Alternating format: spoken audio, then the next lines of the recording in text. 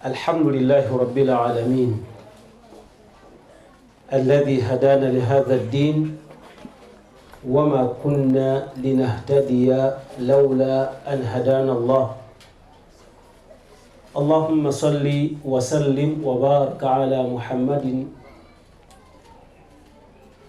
صلى الله عليه وعلى آله وأصحابه ومن اهتدى بهديه إلى يوم الدين. أما بعد، إخوة الإيمان، أخوات في الله، السلام عليكم ورحمة الله وبركاته.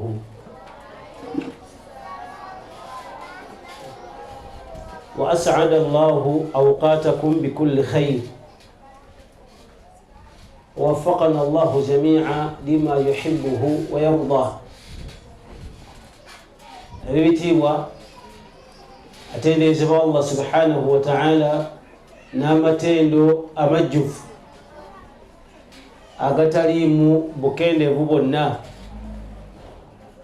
era nga Allah subhanahu wa ta'ala yateekeddwa okutendebwa bw'atyo n'okwewazisa abantu okumutenda n'ebitendo ebirimu obukendeevu.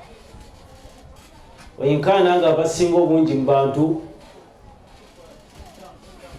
beemanyiza embeera etendereza Allah subhanahu wa ta'ala n'okumwogerako obukendeevu oba n'okumutenda n'ebitendo ebirimu obukendeevu. Mathalan, ng'okugamba singa wabawo ekyengera ekikuyitako maa ijtihadika, wamu ne kaweefubeewo bw'oba okoze, n'olaba nga ate waliwo akifunye omulala mu kwenenya oba okunenya ekyengera ekyo, mulinga olaga ng'ekiwabye, n'oga nti Katonda ono tamanyi, oba atalina mannyo, Katonda gwawa ennyama,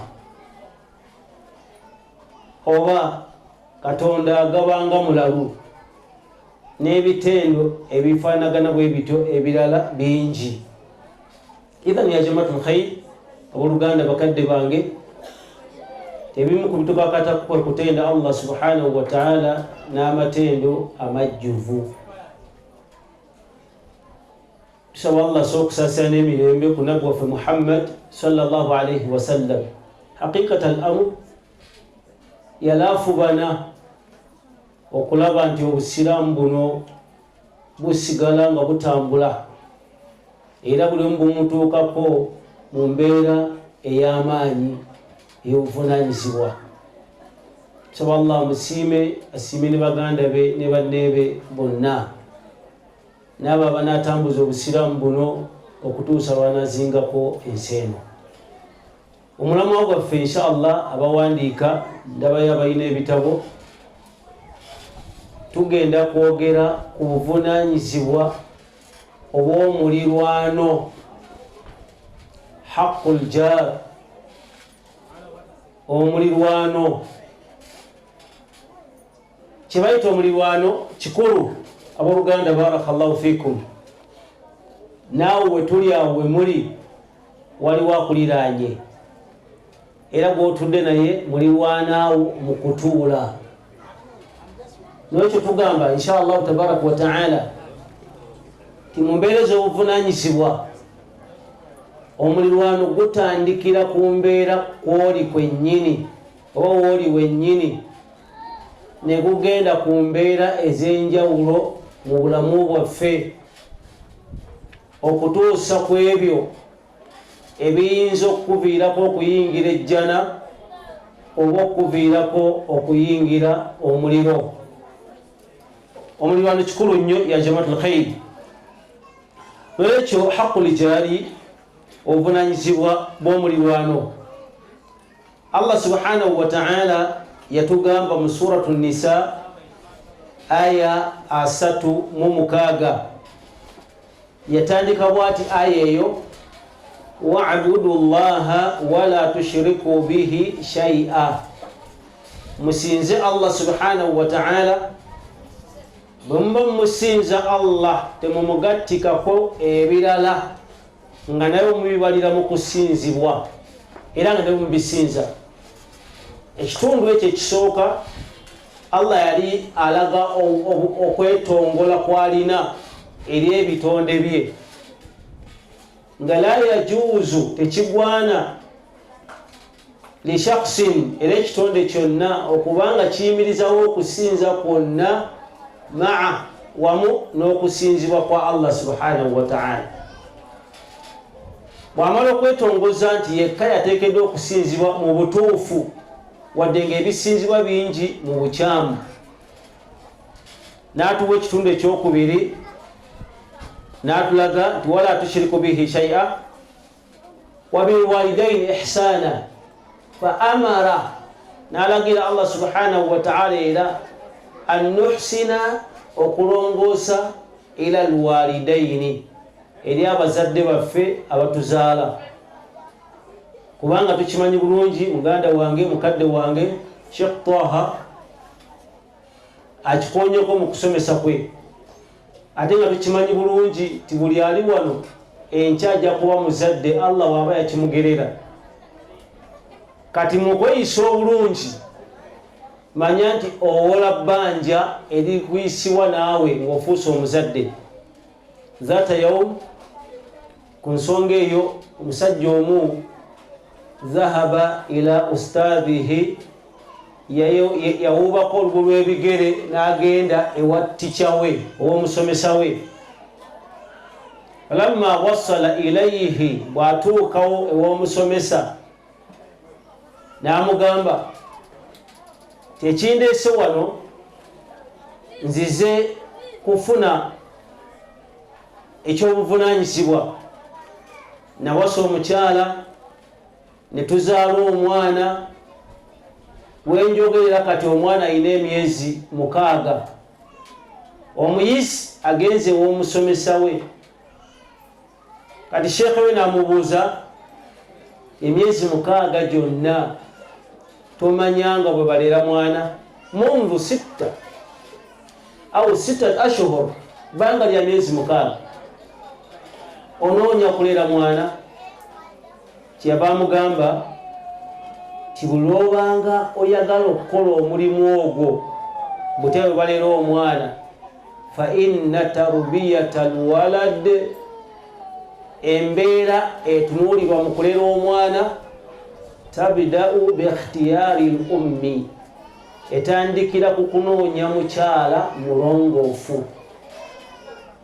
Idha ikhtarta, singa olonda azawjat as-saliha, omukyala nga mulongoofu, byonna ne bitugenda okwogera bigenda kwanguyira. Hatta wal jiranu, n'omulirwano gujja kuba mwangu gy'oli, kubanga gw'oluusi okeera ku makya n'ovaawo n'ogenda n'olekawo omukyala, ogenda okudda nga amashakiri agali awaka wakati wa mukyala wo ne mulirwanaawo masufu. Lwaki? Oba oli awo lw'enneeyisa y'omukyala nga endera ye oba tarubiya y'omukyala oyo tiyali nnungi. Nolwekyo inshallah okuyisa obulungi omuzadde kya bbeeyi, n'ekyo kyonna kisinziirwa omusingi omukyala oyo ayitibwa omuzadde gye gwava n'afuna omwana, ng'omwana agenda muyisa nga naye bwe yali ayisa bazadde be.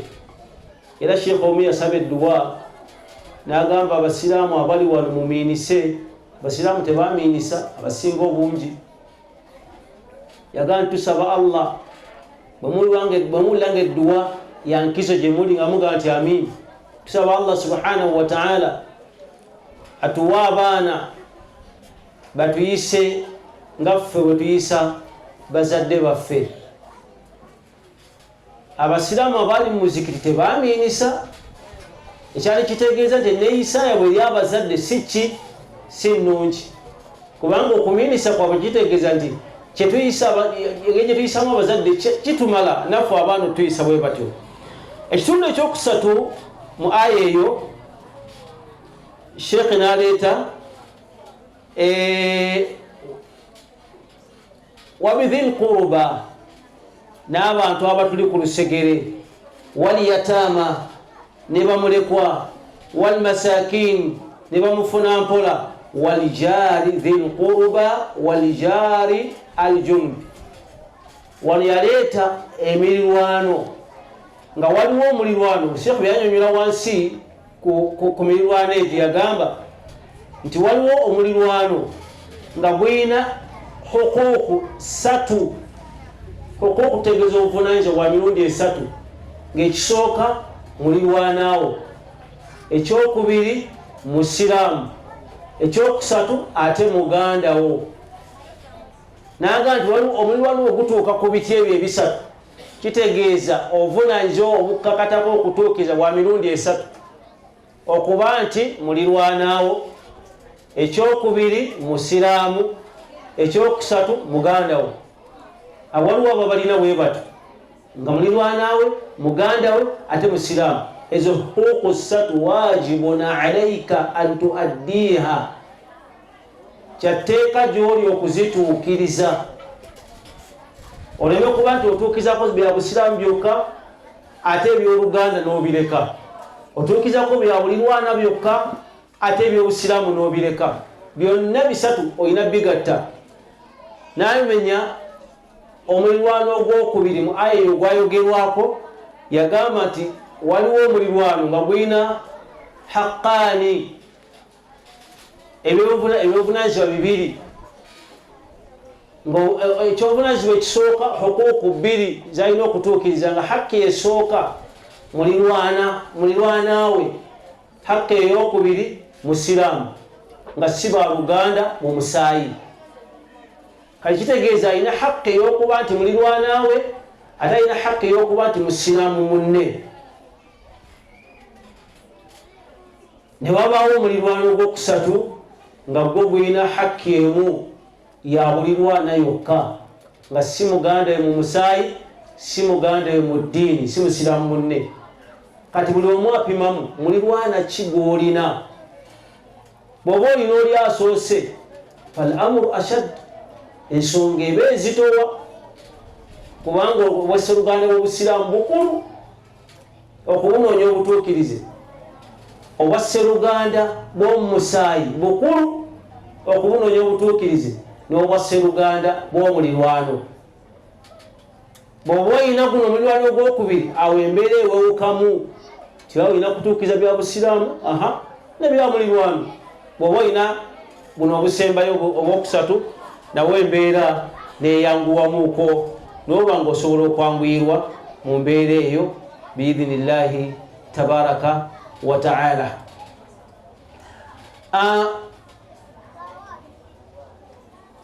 Allah subhanahu wa ta'ala yatulaga ezimu ku nsonga eziyinza okuviirako abantu obutatuukiriza buvunaanyizibwa bwabwe eri balirwana baabwe.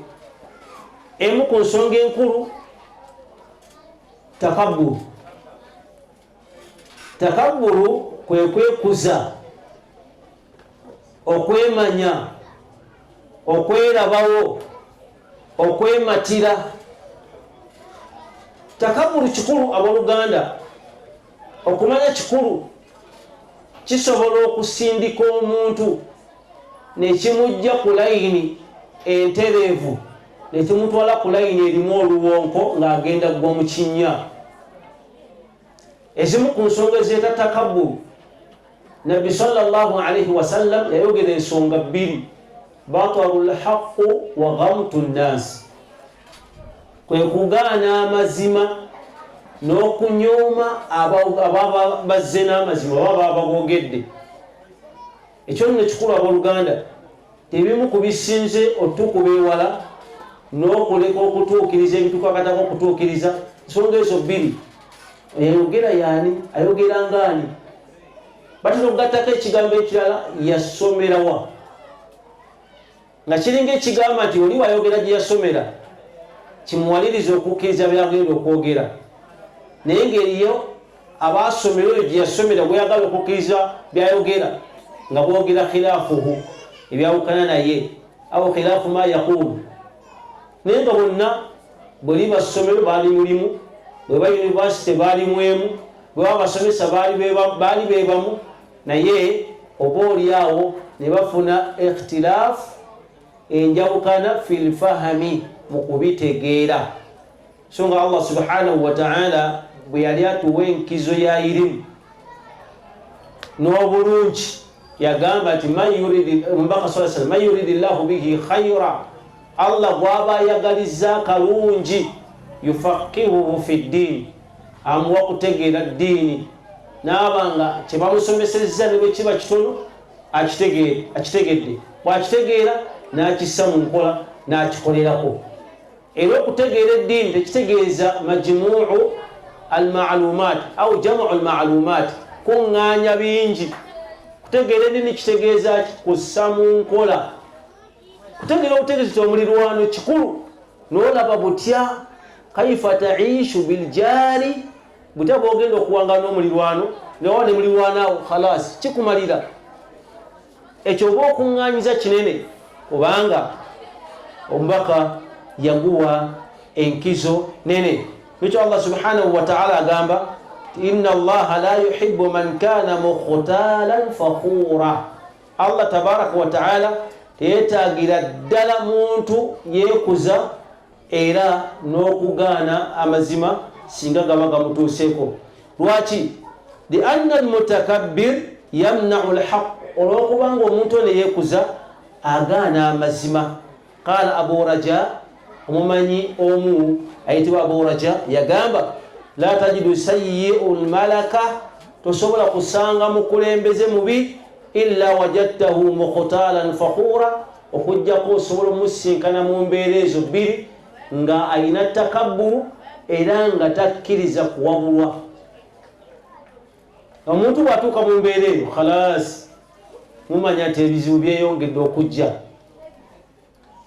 amazima tagawuliriza, ayeta wabulwa.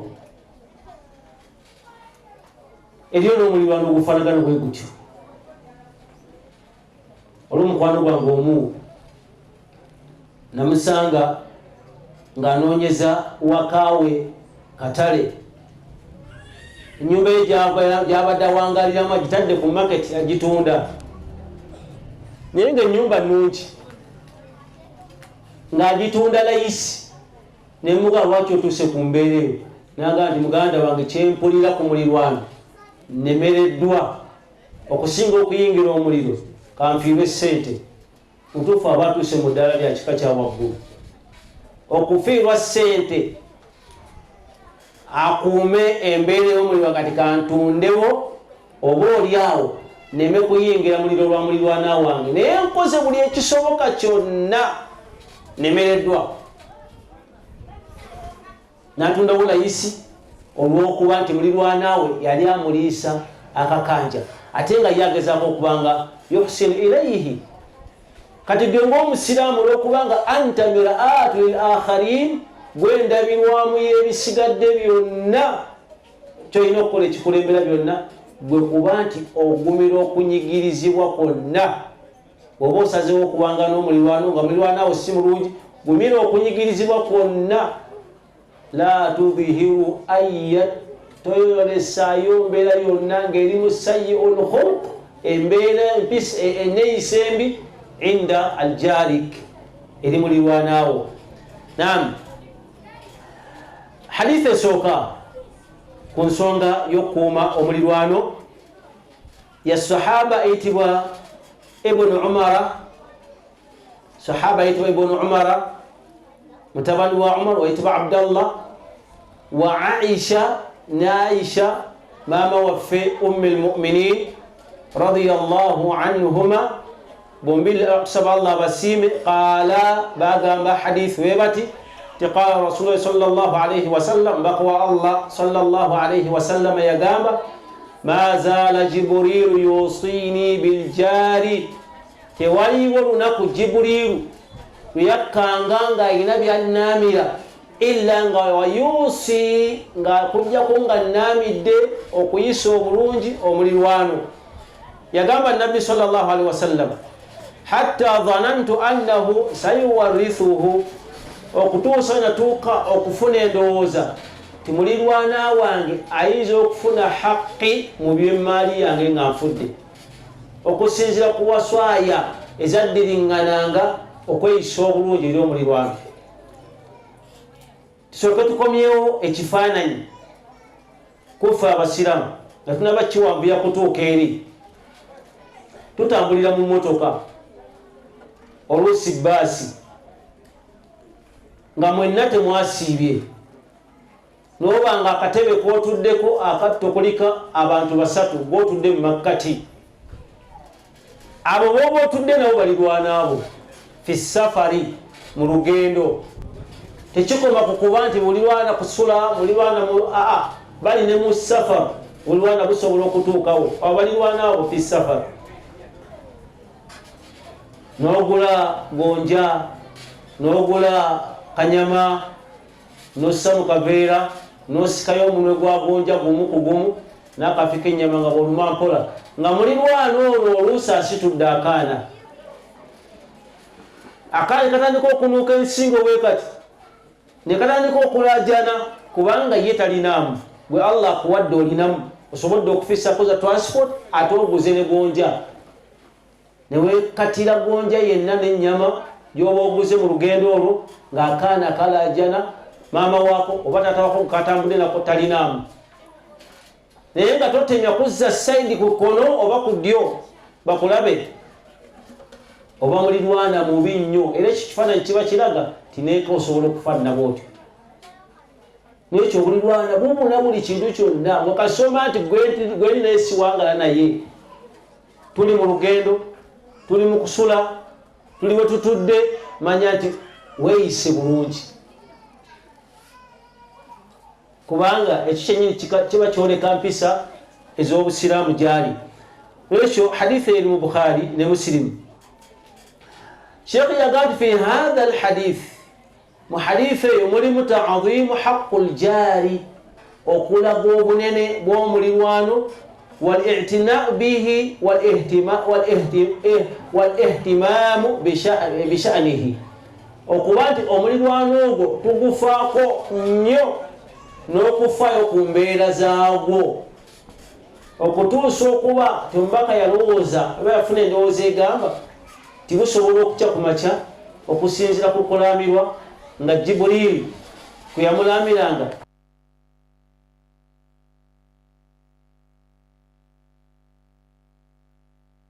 gwaba aliraanye ekifaananyi kizeeyo ku balirwana baffe oba ffe nga tetulina bazadde baffe engeri gyetwabangalinanga mu byalo bamaama baffe ne bamaama b'abalala balata baffe ne bataata b'abalala. Ebiseera ebyayita oba emyaka egyayita abantu bawangaliranga ku byalo olw'emirwana emirungi ng'abaana bayinza obutayawula kitaabwe ku kitaabwe abazaalira ddala nga bonna abasajja abakulu abali mu saizi mu myaka gya bakitaabwe babatwalanga bataata baabwe, abakyala abakulu abali mu myaka gya bamaama baabwe babatwalanga bamaama baabwe. Naye kati olwaleero enneeyisa yaffe ne balirwana baffe oba n'abantu betwalanga mu bitundu omwana asosola naga nti gwe si gonzaala oŋŋambako otya kyono ne kiba nga kirina ensigo gye kisiga yenkya tuyinza okukaluubirwa almaisha empangaala yaffe wamu n'abantu. Hadisi eyokubiri eva ku sahaba yitibwa Abi Dharri radiyallahu anhu wa ardaahu qaala yagamba qaala rasulullahi sallallahu alayhi wa sallam yagamba omubaka wa Allah alayhi salatu wassalam ya Aba Dharri. Kino kyali ku mbeera yaffe nga tuli ku mizigo nga bwe tuwangala ku mizigo oguza akanyamako muliwo 3 omukyala n'akakaliirako ku sigiri ku lubalaza evvumbe ne liyingirako ewa mulirwana naye ng'oli bize omukyala ali bize ate ayagala okulaga abantu ti gwe ogula ennyama ate balirwana gw'embeera yabwe bwetyo la yusmin wala yughni min ju'i. Kakati mwana wattu ekyewunyisa Nabbi sallallahu alaihi wasallam biyali akola okulagirira n'okuyigiriza n'okugunjula n'okusiga ensiga ennungi eri ommeeno yakola sahaba ito Abi Dharri namuga nti ya Aba Dharri oba ya Abu Dharri idha tabakhta marqatan bw'obanga ofumbye ekyokulya mathalan ekya supu nga mulimu kyennyanja nyama nebifanagana bwe bityo yaga nti fa akthiru ma'aha teekangamu supu mungi wataahada jiranaka obeere ng'okwatagana ne mulirwanaawo omusenera ku supu oyo n'ekifi. in lam tafal bw'oba tosobola kikola ekyo ennyama yo ekyokulya kyo adhiluha sirran kiyingize mu kyama mu nnyumba yo mukifumbire eyo mu kimpukumpuku aleme na kumanya. Naye omuntu olina akaana kamu ne mukyalawo naawe kennyini mukiyingize mu kyama mukukulidde akaana mukawadde ekyokulya mu mbeera zitali za bulijjo kafulumye oba embeera zake za bulijjo kanyumizeeko banne bako fenno tulidde ennyama naye nga ne bali bagenda okunyumiza balina abaana abato. Oba wampisa mbi obutalowoozaako ku balirwanaabo mu mbeera efaanagana bwetu kyo kyakola kya kiseera kigenda kuggwawo. Nabbi kyeyalalaga sahaba kigenda kuggwawo ate Allah akyusakyusa embeera olwalire ennungi eriwo enkyegenda kubeera wa mulirwanaawo nga yennungi ng'embi eri ewuwo nga Allah akyusiza mu bukyusa. Kati enkolagana ennungi mulirwana akufiiringa nawe n'omufiiringa ekyokulya nakiyako nawe n'okiryako ekyo ne kiraga enkolagana ennungi. Ekyo twagambye tunuulira nnyo omulirwano gugwa mu biti bimeka zonna hukuuku zikuba njiwo zituukiriza okusinza ku mulirwano gw'olina musiraamu olwowa wa Luganda ate mulirwana musiraamu mulirwana si wa Luganda si musiraamu mulirwanaawo hukuuku zikubanjibwa zonna okusinziira ku buvunanyizibwa bw'eddiini yaffe ey'obusiraamu. Wa hadha alhadith rawahu Muslim, hadith eyo Muslimu yajogera mu kitabo kye. Wa fi riwayatin ate mu njogera endala era yagamba eriku Abu Dharri yaga nti inna khalili yarayogera ku Nabbi sallallahu alaihi wasallam mukwano gwange nfanfe wange yaŋŋamba idha tabakhta marqan wofumbanga enva eza supu fa akthiru ma'aha yitirizanga mu supu omungi thumma oluvannyuma ondu ahla baitin tunulira abantu b'ennyumba yo obaweeko ekitundu kye bagenda okulya oluvannyuma otunulire ne balirwanaabo nabo basammukirweko ku ssanyu eryo. Embeera nitwogerako batono nnyo abasobola okuba nayo bagirinda ku lunaku lumu lwa Eid. Idi bwetuuka awo oyolesa obukulu bw'omulirwano kuba ebyokulya lwakuba obana bingi. Ate eriyo abatuuka ne mu ddaala ng'abifumba n'abyeggwera ebifisseewo n'abiyiwa nze natamu osagala kummanyira sikolagana naawe mulirwanaawo ne bwabanga si musiraamu al ihsaanu ilaiha okumuyisa obulungi wajibun alaika kyatteeka gy'oli si kyeyagalire teeka kubanga nsonga eyinza okukuviirako okuyibira omuliro. Ebigambo bino byetwogera abasingwa okubanga bali mu ddarusu yaffe eno baana baffe abato naye singira omwana omuto ateekayo omwoyo ajja bifuna kubanga ba Ibn Abbas balinga baana bato nga duruusu zigenda mu maaso ne bukya ku makya nga bwe bawali mu ba umma naye nga ulumu irimu ezisinga obungi bazisoma mu buto. Ba Abdullah ibn Abbas, ba Abdullah ibn Mas'ud, ba Abdullah ibn Umar n'abalala bwe batyo. Ekyo inshallah ta'ala temukiraliikirira nnyo tusuubira nti abayizi just mbongeremu mulaabo basobole okuba nga yattabi'un bagoberera ensomesa za bonna abana abasomesezza biidhnillahi tabaraka wa taala. Sheikh okunyumira ku hadithi yagaa nti al-amru biikithari al-maraqa au miraqa, okuyitiriza amazzi mu supu oba mu nveezo, yagamba kisobokise okubanga kiyambako okugabanya wakati ne balirwanaabo, buli omu afune ku ssanyu eryo. Era hadithi yetukubiriza notwewaza obutemiima noga nze njagala akasupu nga kali konko, si kibi okukagala naye latanisa tewerabira tolina mulirwanaawo, tokyerabira tolina mulirwanaawo, era ayina hukuku zakubanja nga mulirwana mu kuzituukiriza olina kubeera ng'olwana bwezizingirira okulaba nga weteeka mu mbeera ey'obutafiirwa mpeera n'eyakanyigo osobole okubanga omulamwa gutuukirira. Ogwo nabbi sallallahu alaihi wasallam ogwamulamirwanga Jibril buli lwe yajjanga gyali namugamba muganda wange mulamu ya Muhammad ya Rasulallah ya Muhammad usika bil jirani, nkulamira okuyisa obulungi omulirwano. Wa barakallahu fikum. Hadith endala insha Allah tabaraka wa taala ngeva ku sahaba ayitibwa Abi Hurayra. Abi Hurayra naye y'omu ku basahaba abatuusaako amawulire g'ebigambo by'omubaka sallallahu alaihi wasallam.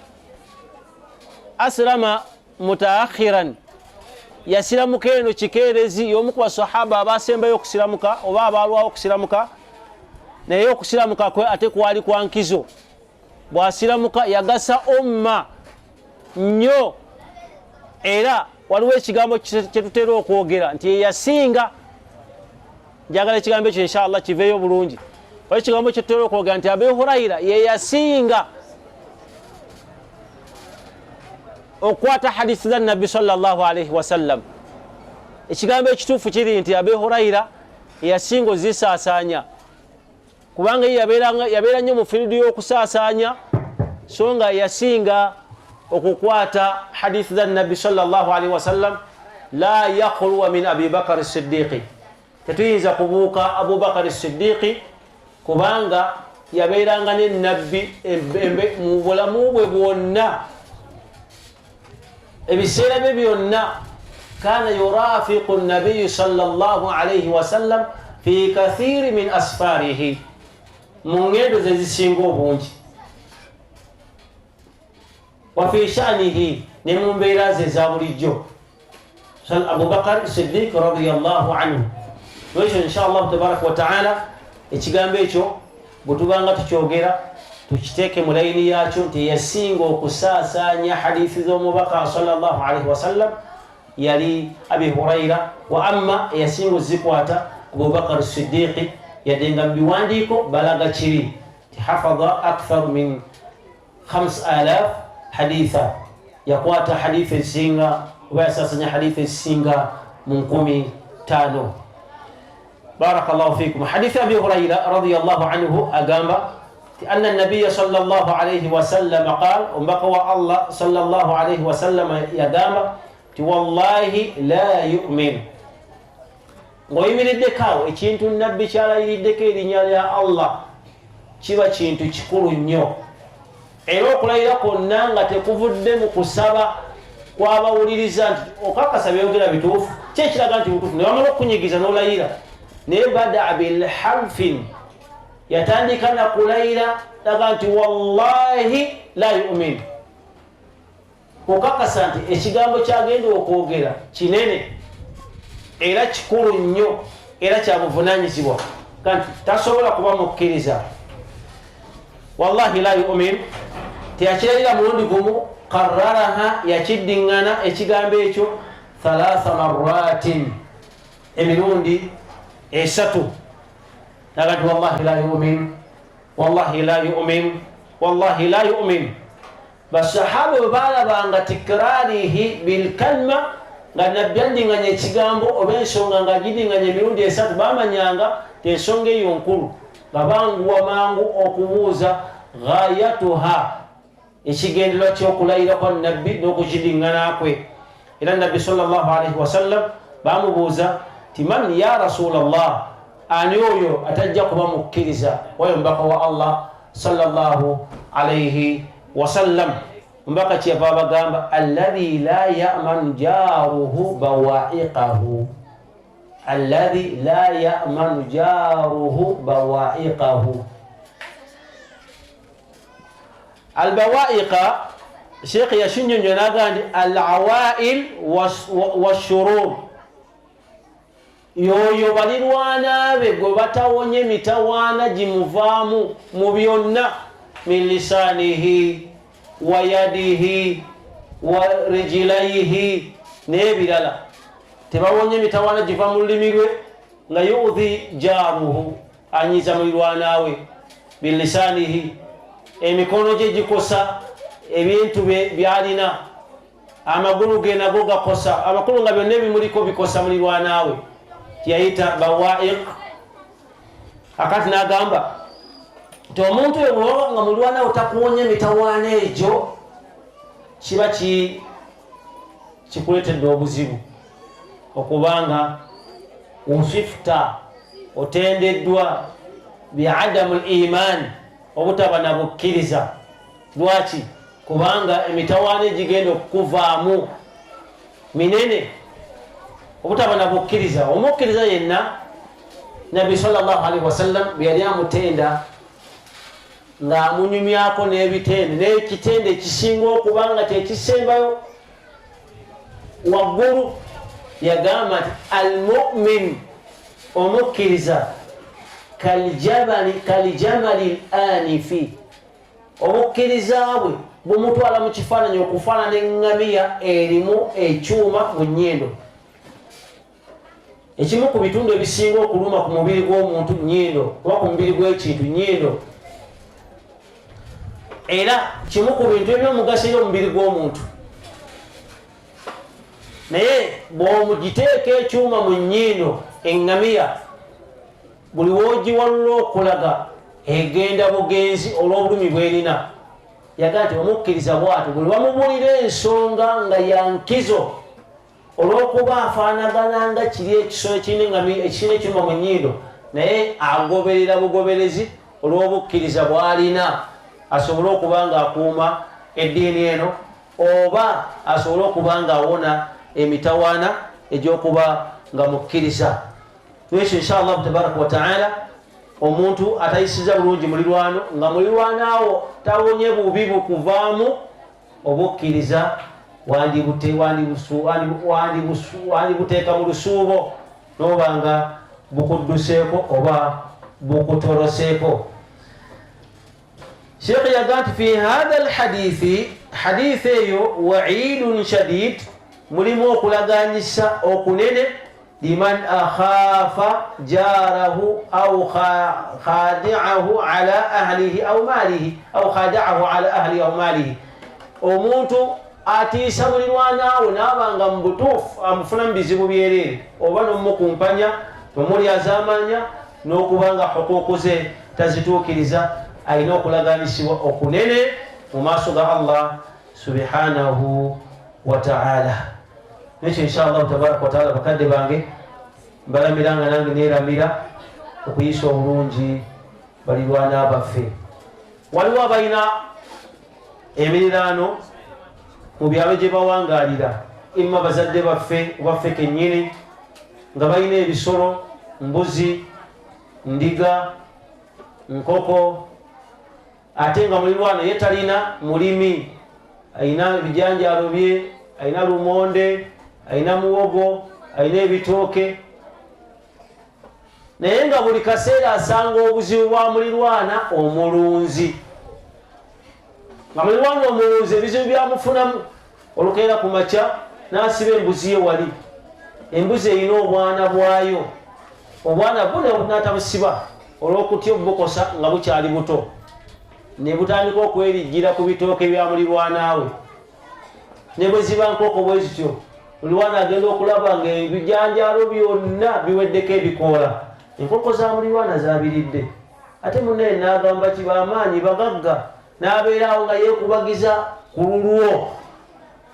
ahsinu ila jiranikum ya jamaatul khayr, buli omu alabe wawa ateekeddwa okulongoosa eri omulirwano, kubanga Allah subhanahu wa ta'ala yuhibbu almuhsinin, ayagala nnyo abantu abalongoosa mu mbeera zaabwe, mu bulamu bwabwe n'eri bantu bannaabwe. ensonga endala insha Allah tabaraka wa ta'ala mu hadith era ng'eva ku sahaba ayitibwa Abi Hurayra radiyallahu anhu, yo yaleeta ensonga 3. yagamba tombaka sallallahu alayhi wa sallam yagamba man kana yu'minu billah, omuntu yenna akkiriza Allah subhanahu wa ta'ala wal yawmil akhir, nakkiriza n'olunaku lw'enkomerero, fala yu'dhi jarahu, tanakuwazanga mulirwanaawe. kitegeeza obukkiriza obutabeerawo tewali kikugaana kikola, kubanga bino byabakkiriza ffe kyetusaba Allah subhanahu wa ta'ala an yaj'alana minhum, ateeke mubakkiriza abo.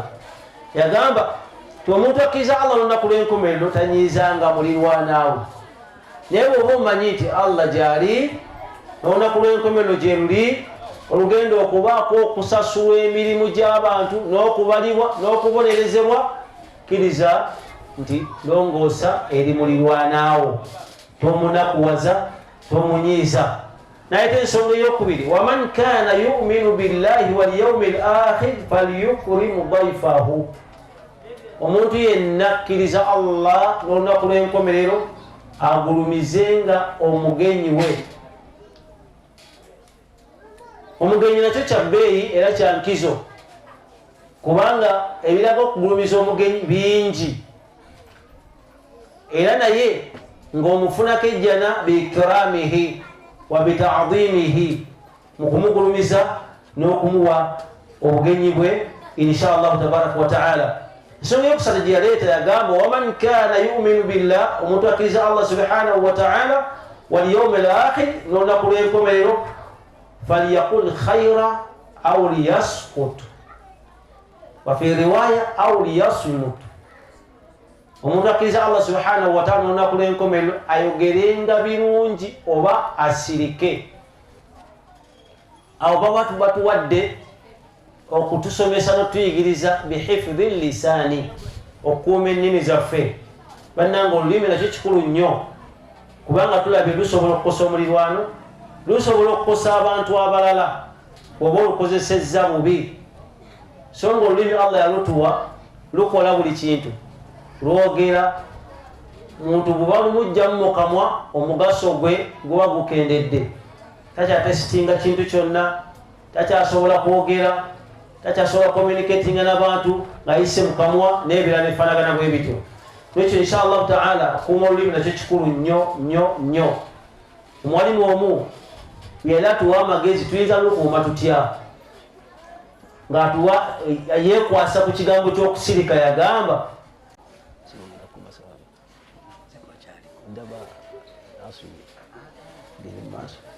barakallahu fikum.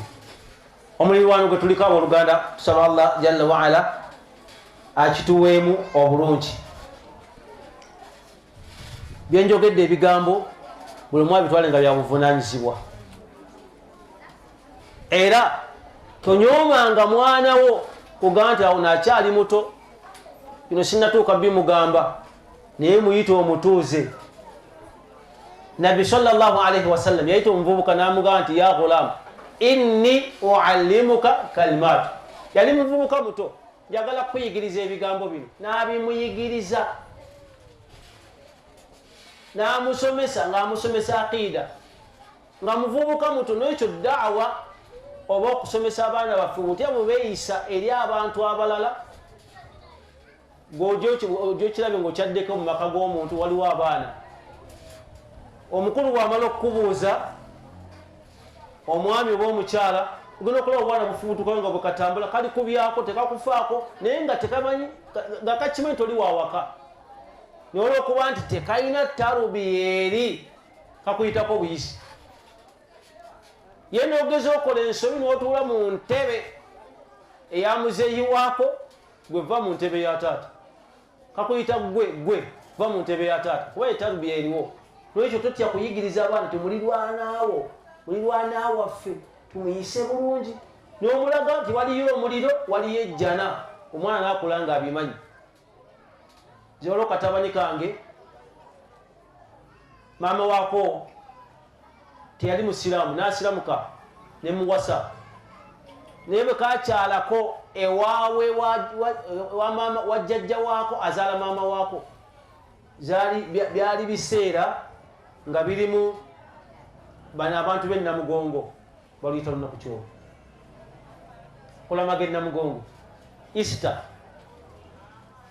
ndozeera simu gye bolekereera kakati ne balaga emikolo ku TV baba balaba emikolo ne kabuuza jjajja n'ayitaba nawe oli mukafiiri ngaabo bendaba ku TV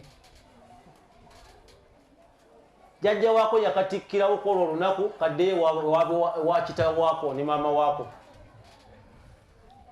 lwaki ye omwana amanyi ti bonna abakola emikolo egyo bwe gityo tebaba basiraamu baba baki kati nendabanga omugaso munene okutarubiya yaffe giraga abaana timulirwana bamuyisa we bati omusiraamu bamuyisa we bati bwokola kino na kino ojja kuyingira omuliro Allah ajja kwokya bwe kityo genda ku kyokubi nabbi sallallahu alaihi wasallam yabuuza omu ku yali akozesebwa nti aina Allah ali luddawa omu nekyo yali muwala muto namuga nti Allahu fi ssama nagamba mukama nti atiquha fa innaha mu'mina mute oyo muwala mukkiriza kuba amanyi Allah gyakolaki naye yali muto katarubiya eyo nkulu nnyo okutendeka abaana baffe butya bwe bayinza okweyisa naddala eribalirwana baabwe حديث دلا إذا صحابة شريح الخزاعي رضي الله عنه قالت أن النبي صلى الله عليه وسلم قال وبقي يقام من كان يؤمن بالله واليوم الآخر ومن توكل الله نقول لكم فليحسن إلى جاره أرونغو سنغنيو إلي ومن كان يؤمن بالله واليوم الآخر فليكرم ضيفه إلى سنة هنا أجيكم يا حديثه سنة الناس يزودهم حديثه إلى سكم يا ومن كان يؤمن بالله واليوم الآخر فليقول خيرا أو ليسكت تلون جايو غيربيروج وباسيركه شيخ يقول هذا الحديث حديث يوجد وقوة من قواعد الإسلام يرمو بقلب الدين يوم الإسلام لأن جميع آداب الخير olwokubanga empisa zonna ezoleka obulungi n'okweyisa obulungi tatafarrau minhu zisaasaanidde mu hadithi eyo wa akiduha haqu ljawari nenyweza empisa zonna ezo zonna enkulu waggulu kwekulisa obulungi omulirwano bannanga omulirwano kikulu era twongera okubiriza n'okwebaza baganda baffe abateesiteesi ba porogulamu eno mu baana baffe porogulamu bweziti tezitera kubeerawo nnyo mu baana batera kukoma ku kilasezi naye balabayo feesi z'abantu abalala empya oluusi ebigambo bye tubagamba nga ne mu kirasi babadde babibagamba omwana abataddeyo obuvunanyizibwa annyikira ekigambo ekyo naga ne tica gundi yakyogerako ate neseeka yabadwa naye nayogera bwati ekitegeeza ensonga eyo yankizo oba oliawo kitwala omwana oyo ku ddaala eddala ekyo inshallah tabaraka wataala tusaba Allah abawa obulungi nolwekyo bakadde bafa Uganda era ab'ebitiibwa ekintu kyonna ekikwatagana n'omulirwano kyankizo ku saidi yaffe y'obusiraamu newankubadde nga abantu bakisuula abantu obulamu bwabwe batwala bwabwe bwokka kuba abantu abasinga tetuli bulungi ffenna tusula ku nyumba za mizigo ate oluusi emizigo nga miwanvu nga omulaba kirasi ezeezo ng'okuva ku mulyango obuukawo dirisa notuuka ku mulyango omulala ngaawo bonna balirwana n'osanga omuntu ng'alina emirirwano mingi. Kakati neyebuuza nti bano bonna balirwana abange n'abayisa ntya? Ekigambo ekyo kyajja omubaka sallallahu alaihi wasallam hadithi ya Aisha radiyallahu anha biyagamba nti qultu ya rasulallah, nagamba omubaka wa Allah, naye omubaka wa Allah, inna li jaraini, nina abalirwana abange babiri, fa ila ayyuhuma uhdi au ahdi, balu ali gwemba nsinga okubanga ebirabo byange okuyisa obulungi okumulabirira gwemba mpisa obulungi kuba nina balirwana abange babiri. Qala sallallahu alaihi wasallam, mbaka nagamba ila aqrabihima minka baban, bwoba osinga okuyisa bali nabo tobayisa bubi naye abasinga okukukwatako ennyo aqrabuhuma baban, akusinga okubeera okumpi ku mulyango, addiira omulyango gwo gwoba osinga okutuusa okukuza obulirwano biidhnillahi tabaraka wa taala. Naye bwoba ate weyongeddeyo okwo oba oyolesa ihsaanu, kweyisa bulungi nakwoleka bulungi bwa busiraamu eri abalala, naye nga okukuza omulirwano zisinga kukwata nnyo kwono akuliraanye ku miryango. Yaga nti fiihi dalilun, mu nsonga eyo mulimu okulagirira ala taqdimi al aqrabi min al jirani, okuliraanyisa okukulembeza akuli okumpi mu milirwano min al jirani baban ala al ab'ad minhum, kwabo abakuli ewala. Ekyo kulembeza akuliraanye yaunihi wa bitawfiqihi subhanahu wa ta'ala. Ngenda kumaliza n'ensonga nnya. Esooka ya hadithi eno,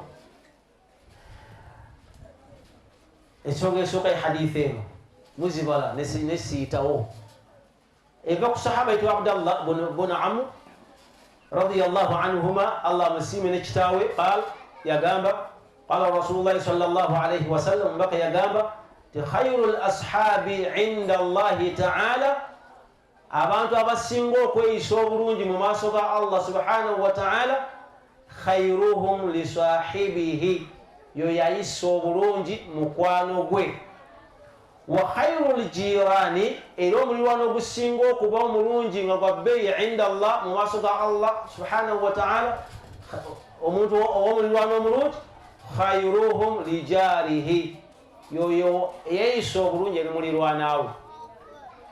Siina wendabye era siina wensuubira kiraba ti omuntu alinawo furusa yonna egamba ti singa mulirwanaawe akunyiiza nawe munyiize, tojja gisanga. Bwakunyiiza, bwakuyisa obubi, bwakunakuwaza, gwate yongera kulongoosa nnyo okusinga bwakuyisizza. So si kiri ekirimu fa in aqabtum faaqibu bimithli ma uqibtum bihi. Eyo aya ku mulirwano tekwatagana nayo. Ffe tugamba ti mulirwano kwongerera ddala guyisa mu mbeera esinga okuba ennungi, wadde nga gwolina wonyigiriziddwa osobole okubanga tanaalu thawabullahi subhanahu wa ta'ala. Ensonga eyokubiri insha Allah tabaraka wa ta'ala, manhaji yaffe yaba aimatul arba. Ba aimatul arba ba Imamu Shafi'i, ba Imamu Abu Hanifa, ba Imamu Maliki, ba Imamu Ahmada bagamba bwe bati, nabo baali boogera ku mulirwano ne balaga nti ekimu ku bireeta ebizibu byonna ne mukola kw'emirimu gy'obusiraamu oba emirimu gyaffe gy'eddiini takabburu. Baga nti idha ra'aita mutakabbiran, bw'olabanga omuntu nga takabburu emusise n'emugaana okudda ku kituufu, yagamba nti fa'alamu annahu qalilu swala, manyanga nti ekimusika ekyo wakubanga mugayaavu mu kusaala. Kubanga omuntu asaala lwaki bakireeta? Omuntu abeera mu swala amanya nnyo obukulu bw'omulirwano, yeegendeeza mulirwanaawe mu swala, kubanga buli kaseera aba asaala. Ku dhuhuri yasadde, ayinza okuba yafunye kyamunakuwaza ne mulirwanaawe yamuliraanye mu kusaala, imma yamunyigiriza, yamunyiza ekigere oba yabadde avunama namukona olukokola n'ebirala bifanagana bwe bityo. Kati ayiga saburu engeri gyayinza okutambuzaamu embeera z'omulirwano. Bw'afuluma mu swala ne kidda ku wabweru kiba kyangu nnyo gy'ali kubanga yafunye lesoni mu kusaala. N'agamba au adimuha asobola okuba kale nga azisaala naye nga la yajtamiu kiburun maa kathratu sujudihi tebisobola kwegatta bibiri kuba byonna adiddan la yajtamiani ebintu ebitakwatagana bibiri tebisobola kubeera wamu. Adiddanu la yajtamiani tebisobola kubeera wamu. Yagamba timanya nti okwegatta kw'okusaala ne takabbu tebisobola kubeera wamu. Omuntu bw'aba asaala la yatakabba teyeekuza embeera zonna zibeera mu liini wa lutufu okukwata mpala n'okusaasira n'okulumirirwa. Nolwekyo insha allahu taala yagaa nti tebisobola kwegatta bibiri takabburu n'okusaala kubanga okusaala kulongoosa omuntu. Inna salata tanha ani lfahshai walmunkar, eyo eyali manhaji y'abaimma ku mbeera y'okwekuza kw'abantu. Aga nti singa omuntu akyejjamu ajja kubeera n'enneeyisa ey'obuvunanyizibwa ey'omulembe mu bantu bagenda okuwangana nabo bonna hatta waljirani. Waqala sallallahu alayhi wasallam, ate omubaka n'atukubiriza aga nti lan yabraha hadha addin qa'iman yuqatilu alayhi isabatan min almuslimin hatta taquma as-sa'a. Umma yaffe gikuuma tegenda kusigala ng'erimu abajjumbize n'abakubiriza nga kagurupu k'abantu ne keevaamu okukubiriza banne baako ne kavaamu okulwanirira obusiraamu okugenda mu maaso. Tekisobola kubeerawo ekyo okutuusa ddi ng'abantu balongoosezza ne beeyisa bulungi. Embeera zijja kusigala nga zitambula bwe zityo ila qiyami saa. Kitegeeza buli akagurupu ekavaayo ak'abantu ne kakubiriza abantu okuba mutebe bayinza okulongoosa, tekiba kitutwala okuba nti eddiini yaffe egenda kuba maasum, ekuumiddwa n'enneeyisa z'abantu biawunihi subhanahu wa ta'ala. Kitegeeza enneeyisa zaffe abooluganda ya Jamaatul Khair zikola omulimu munene nnyo nnyo nnyo ku kutambula kw'eddiini, ku da'awa yaayo, era eyali enneeyisa y'abaatukulembera abalongoofu. Tebulaba beeyitaŋŋana ebiseera ebimu, olaba Abubakar ayita Uthmani, Uthmani ayita Ali, Ali ayita Umaru, taalaw abange mujje nu'minu saa, tubeeko okwejjukanya ku Allah ku bitukendeddeko ewiiki namba nene oba olunaku lulamba lunene. Taalaw nu'minu saa, lomu ajjukize munne ku kutya Allah n'omukkiriza. Wobukkiriza idha stakarra al-imaanu fi qalbi abdin, singa obukkiriza bunywera mu mutima gw'omuntu kitegeeza nti obulongoofu obugenda okumuvaako nga busaasanira abalala bungi. Ekisembayo insha allahu taala era kyengenda okusembyayo nakyo haqqul jaari, bannanga omulirwano. Qala rajulun, omusajja yajja n'agamba nti ya rasulallah, oba omubaka wa Allah yagamba omusajja yajja n'agamba omubaka wa Allah nti ya rasulallah, inna fulanan, eriyo munnaffe nga munnaffe oyo atendebwa min kathrati salatiha, musajja musaaze, wa sadaqatiha, ate awaayo nnyo, wa siyamiha, era muyitirivu wa kusiiba. Ghaira annaha, naye ekyomutawaana byebyo byonna abikola era nga bimuvunanyizibwako. Omuntu okusiiba Ramadani bwetuuka kuvunaanwako, sola bwetuuka kuvunaanwako gisaala, zaka bwetuuka kuvunaanwako giwa, nennawaafiri okusaddaaka, kusala sunna. Yagamba ebyo byonna muyitirivu wa kubikola abikola nnyo era abantu bonna bamutenda nabyo.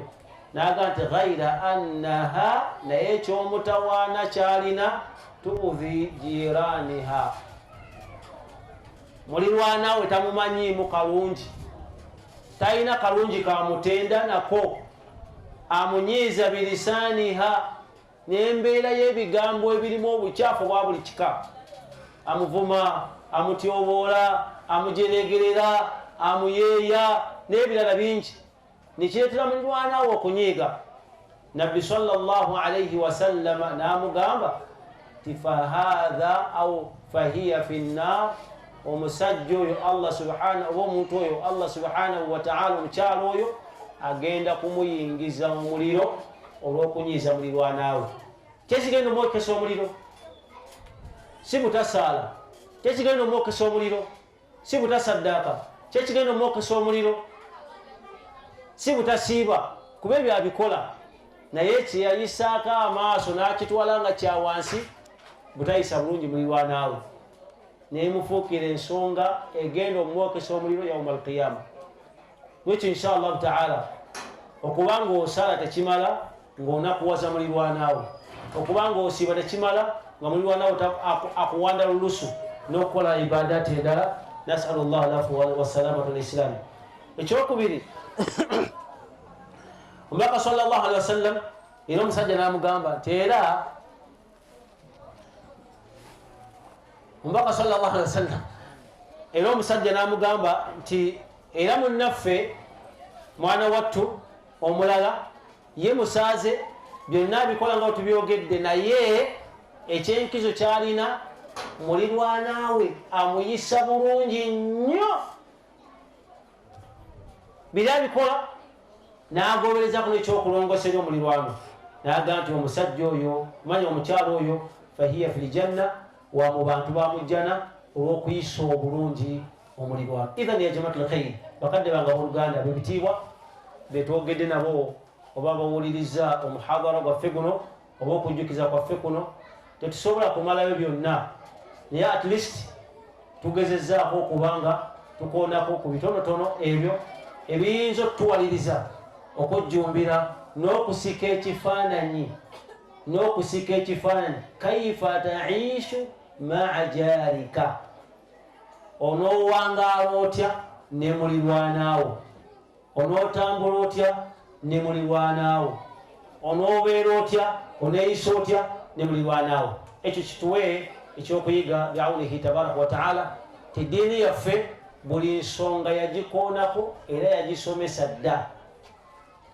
Namaliza ebigambo byange nabadde njogera ekigambo ekyo nembaga nti Qur'an eyo gyemulaba eri muhtaramu, nina bwe nabadde njogerera olunaku lweggulo nembaga nti Qur'an eyo gyemulaba eri muhtaramu, eweebwa enkizo byakitiibwa, era tewali kyogenda kunoonya mu Qur'an kikubule nga tekirimu.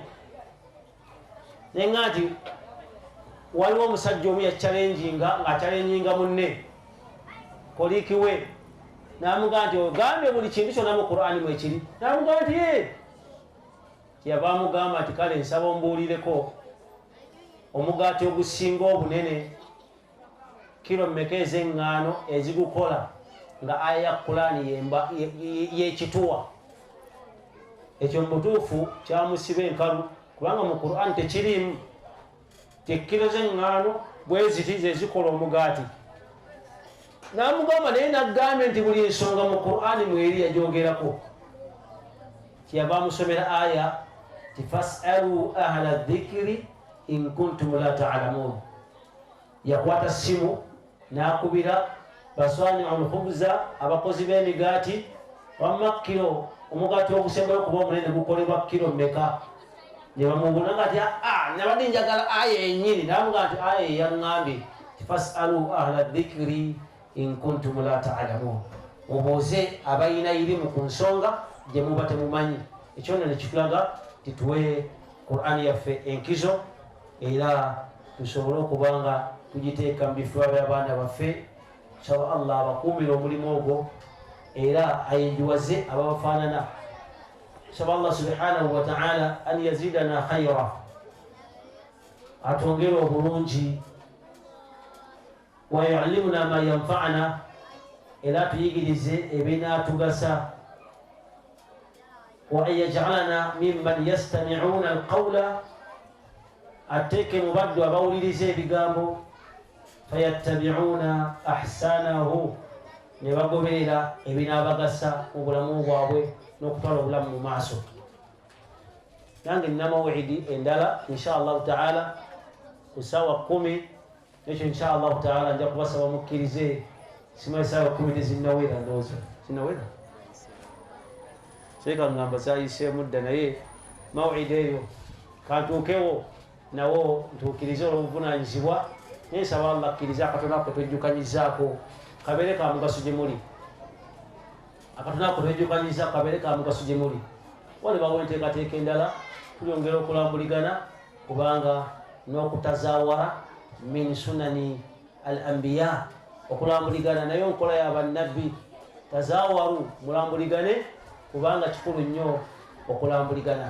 Nas'alu Allah tawfiqi wassalamata wal islami innahu waliyu dhalika wal qadiru alayhi. Subhanaka Allahumma rabbana bihamdika nashhadu an la ilaha illa anta nastaghfiruka wa natubu ilayka wa sallallahu wa sallim wa baraka ala Muhammadin wa alihi wa sahbihi wa sallam. Walhamdulillahi rabbil alamin.